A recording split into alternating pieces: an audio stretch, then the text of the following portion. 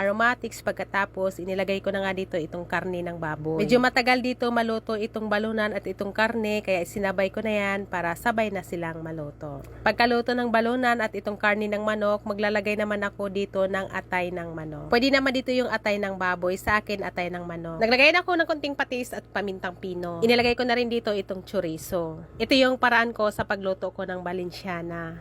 Hinalo ko lang muna yan, yung chorizo naman ay naprito ko na yan kaganina bago ko siya nilagay dyan. Pagkatapos ko naman yan mahalo ay tinanggal ko naman dito itong chorizo. Pagkatapos ko matanggal ang chorizo, nagbuhos na ako dito ng 2 cup na kakanggatan. Naglagay ako dito ng green peas, pati naman itong pasas. Hinalo ko lang ng bahagya yan, yung kumulo na, sa ako dito inilagay itong malagkit na nakababad sa royal na soft drinks. Nag-add pa ako ng konting soft drinks, sinakpan ko hanggang sa maluto. Makalipas ang ilang minuto, medyo luto na to ng bahagya, saka ako dito naglagay ng turmeric powder. Nakakatulong to para tumingkad ang kulay nitong aking nilutong Valenciana. Nakpan ko lang yan hanggang sa mag-in-in. Ready ko na nga dito yung paglilipatan. Naglagay na ako ng dahon dito sa may frying pan. Siya na guys, naka-in-in na yan at ready ko na nga siyang ilipat dito sa may dahon. Pero kung gusto nyo itong lutuin at wala namang dahon, pwedeng wag na ilipat. Mabango ang Valenciana kapag sinapinan siya ng dahon ng saging. Nilagay ko na sa may ibabaw itong chorizo at naglagay ako dito ng bell pepper. Sinadya kong ihuli ang paglagay ang bell pepper para hindi naman siya masyadong lutong-luto. Pagkatapos ko malagay ang mga toppings, sinakpan ko naman yan ng dahon ng saging. Sobrang napakadali lang magluto ng Valenciana. Kung nagustuhan mo tong aking video, palambing naman, pa-share at papalo na rin para maging updated ka sa susunod kong upload. Pasuyo na rin, pa-comment na rin dyan sa baba kung taga saan ka para alam ko kung saan umabot itong aking video. Siya na guys, medyo nagtutong na yung pinakailalim niyan at masarap siya kapag may konting tutong. Maraming salamat, ingat, God bless!